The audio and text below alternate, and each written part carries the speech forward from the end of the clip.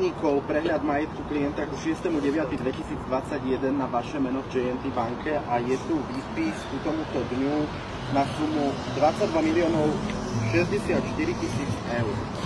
Iba 22? Nie sú 22 miliónov. Kde zmizlo tých 100 miliónov ďalších? Tak ja netuším, ja sa teda pýtam, toto sa nám do redakcie Pavlinka, nejako to... Viete čo, mám JNT peniažky, určite.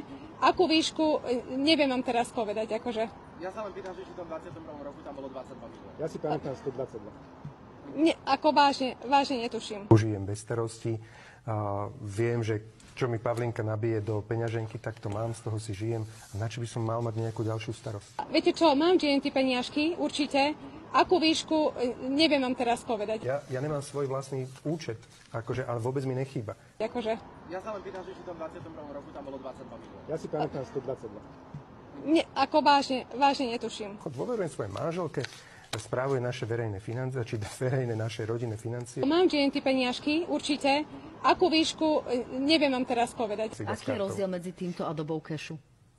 Neviem, ktokoľvek nech si odpovie.